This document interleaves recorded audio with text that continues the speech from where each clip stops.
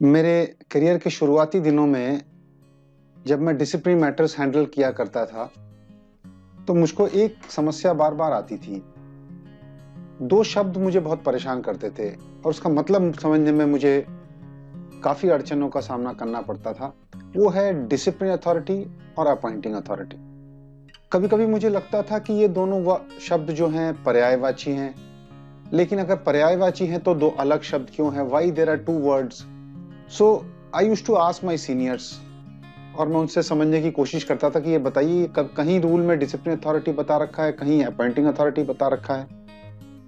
जैसे कि आप सीसीए रूल्स पढ़ेंगे 1965, तो उसमें डिसिप्लिन प्रोसीजर्स जो दे रखा है उसमें किसी रूल में डिसिप्लिन अथॉरिटी का जिक्र है, किसी में अपॉइंटिंग अथॉरिटी का जिक्र है। कुछ रूल्स ऐसे हैं जिसमें दोनों का जिक्र है। तो जब दोनों का जिक्र है तो इसका मतलब है ये दोनों शब्द अलग-अलग हैं। और सीनियर से पूछने जाओ तो आप तो जानते ही हैं सीनियर्स का काम ही है कंफ्यूज करना। तो वो एक बड़ा क्रिप्टिक सा मिस्टीरियस सा जवाब मुझे दे देते थे और कह देते थे कि संदीप, इट्स वेरी सिंपल यार, appointing authority is always a discipline authority, but discipline authority may not be appointing authority. और ये सुन के मैं और भी भ्रमित हो जाता था और भी कंफ्यूज हो जाता था, ये कहना क्या चाह रहे हैं। इसीलिए मैंने एक छोटा सा ये वीडियो बनाया है कि जो लोग discipline matters, vigilance matter deal कर रहे हैं, उनको इन दोनों शब्दों का फर्क समझ में आ जाए। देखिए, किसी भी शब्द को समझने की परिभाषा समझने के लिए हमें उस रूल के उस सेक्शन में जाना पड़ता है जहां पे वो वर्ड डिफाइंड है। So in any rule, in the beginning of that rule, you will find that the words, important words used in the rules or the act are defined. So in the CCA rules 1965, the rule number 2 is about interpretation. So if you come to rule number 2, it is about interpretation. Various words which are used in the rules have been defined here. Now if you come to rule number 2, the first word which it has defined is appointing authority. Appointing authority has been defined in 4 various ways. पहला, appointing authority वो है the authority empowered to make appointment to the service in which the government servant is working. जैसे मान लीजिए मैं deputy secretary, central secretary service का हूं, तो मेरी सर्विस में मेरी पोस्ट को, डिप्टी सेक्रेटरी पोस्ट को अपॉइंट करने की जिसके पास पावर है वो अपॉइंटिंग अथॉरिटी है। या और the authority empowered to make appointment to the post which the government servant for the time being holds. हो सकता है मैं सेंट्रल सेक्रेटरी सर्विस में काम कर रहा हूं, मगर जिस पोस्ट पे मैं काम कर रहा हूं उस पोस्ट का, फिलहाल जिस पोस्ट पे मैं हूं उस पोस्ट का अपॉइंटिंग अथॉरिटी कौन है। या the authority which appointed the government servant to such service grade or post as the case may be.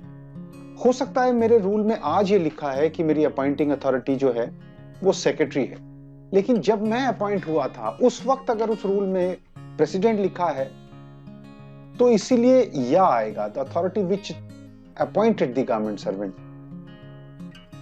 चौथी कंडीशन है कि where the government servant having being in permanent member of any other service. अगर मैं किसी और service से central secretary service में आया हूं तो उस सर्विस में जिसने मुझे अपॉइंट किया था, इन चारों को देखने के बाद जो सबसे ऊंची पोस्ट होगी, which ever authority is the highest authority, वो अपॉइंटिंग अथॉरिटी, मेरे लिए वो अपॉइंटिंग अथॉरिटी माना जाएगा।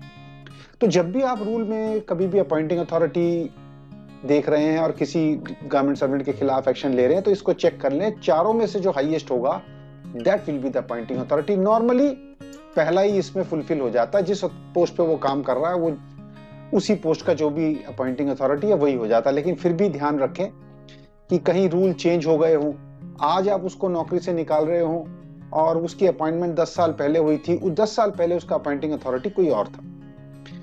तो ये है परिभाषा अपॉइंटिंग अथॉरिटी की।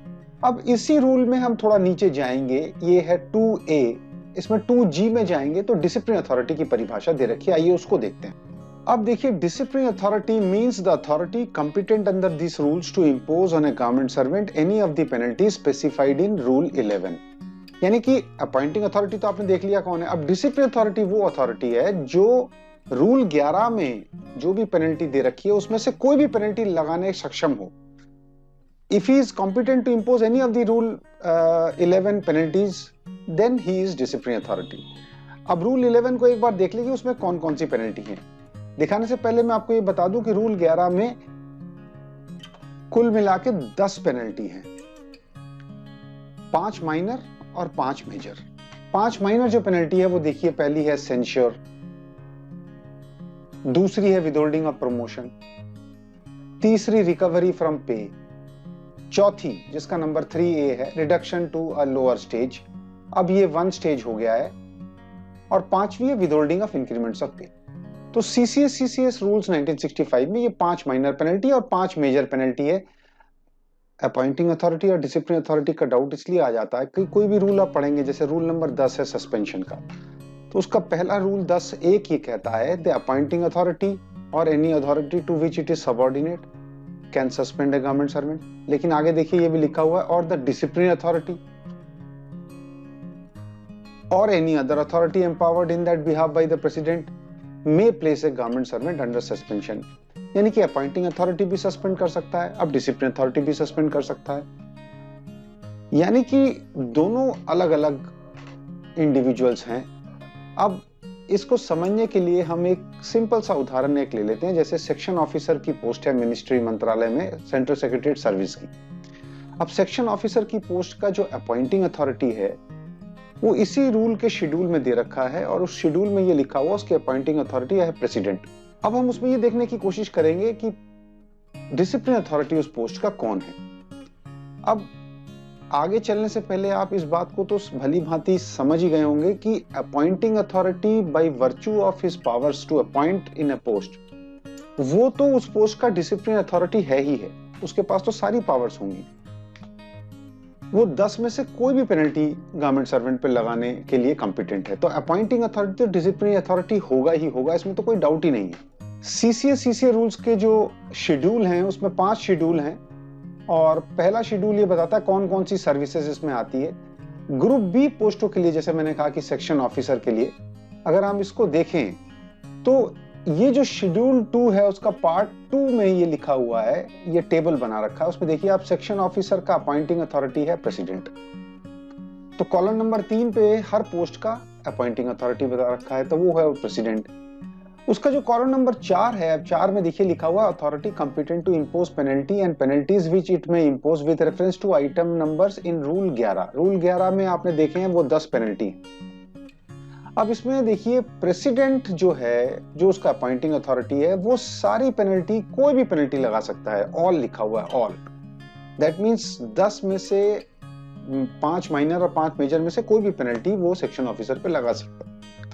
यानी कि president is empowered to impose any penalty on the section officer by virtue of the fact that he is the appointing authority. So appointing authority is disciplinary authority, इसमें कोई डाउट ही नहीं। लेकिन आगे ये भी लिखा हुआ है कि in respect of a member of the service serving in a ministry department, the secretary cadre authority can impose penalty। Secretary को भी पावर दे रखी है कि वो पेनल्टी लगा सकता है सेक्शन ऑफिसर पे, मगर सारी पेनल्टी नहीं, केवल 1I। रूल 11 में 1I क्या था आपको याद है? रूल 11 में 1I था सेंशर। तो यानी कि सेक्रेटरी जो है सेक्शन ऑफिसर पे केवल सेंशर वाली पेनल्टी लगा सकते हैं। क्योंकि वो एक पेनल्टी लगा सकते हैं, तो डेफिनेशन डिसिप्लिन अथॉरिटी की क्या थी? जो कोई भी पेनल्टी लगा सकते हैं वो डिसिप्लिन अथॉरिटी है। यानी कि मिनिस्टर, प्रेसिडेंट तो सेक्शन ऑफिसर का डिसिप्लिन अथॉरिटी हुआ ही हुआ by virtue of being the appointing authority, और secretary is also discipline authority for the post of section officer. यानी कि सेक्शन ऑफिसर के 2 डिसिप्लिन अथॉरिटी हैं, एक तो प्रेसिडेंट और दूसरा सेक्रेटरी कैडर अथॉरिटी, इन दोनों में से। मगर जो डिसिप्लिन अथॉरिटी सेक्रेटरी हैं वो केवल माइनर पेनल्टी में से छोटी, सबसे छोटी पेनल्टी जो है सेंश्योर, वही लगा सकते हैं। यानी कि इसको दूसरी तरह से समझें तो कई पोस्टें ऐसी हैं भारत सरकार में जिसके एक से ज्यादा डिसिप्लिन अथॉरिटी हो सकते हैं। लोअर वाला डिसिप्लिन अथॉरिटी माइनर पेनल्टी सारी या उनमें से कोई एक लगा सकते हैं, और जो अपॉइंटिंग अथॉरिटी है वो तो डिसिप्लिन अथॉरिटी है ही है, वो कोई भी पेनल्टी, 10 में से कोई भी पेनल्टी लगा सकते हैं। एक और एग्जांपल देखते हैं।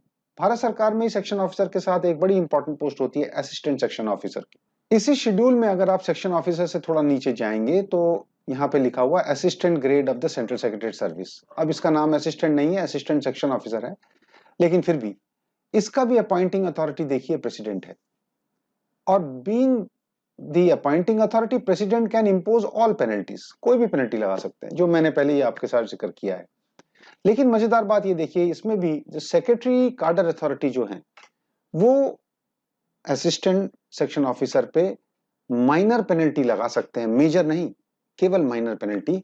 और अब की बार केवल सेंश्योर नहीं, पांचों की पांचों में से कोई भी माइनर पेनल्टी 1 to 4, 1 to 4 में एक 3A था, याद है आपको? तो कुल मिला के 5 माइनर पेनल्टी है, 5 माइनर पेनल्टी में से कोई भी माइनर पेनल्टी लगा सकते हैं। तो दोबारा से अगर देखें तो असिस्टेंट के लिए दो डिसिप्लिन अथॉरिटी हुए, एक तो अपॉइंटिंग अथॉरिटी डिसिप्लिन अथॉरिटी है ही है, दूसरा सेक्रेटरी भी असिस्टेंट सेक्शन ऑफिसर के लिए डिसिप्लिन अथॉरिटी है, मगर वो केवल माइनर पेनल्टी लगा सकते हैं, मेजर नहीं।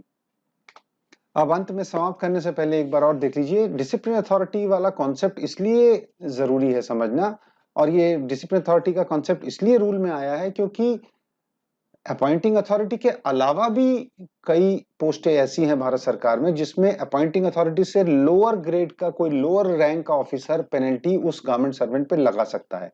इसीलिए वो डिसिप्लिन अथॉरिटी तो होगा मगर अपॉइंटिंग अथॉरिटी नहीं होगा। अपॉइंटिंग अथॉरिटी तो हर पोस्ट का एक ही होगा, लेकिन हर पोस्ट के एक से ज्यादा डिसिप्लिन अथॉरिटी हो सकते हैं।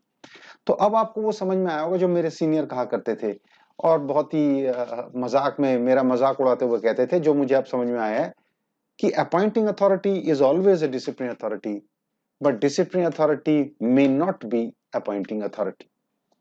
So thank you very much. We will meet next time.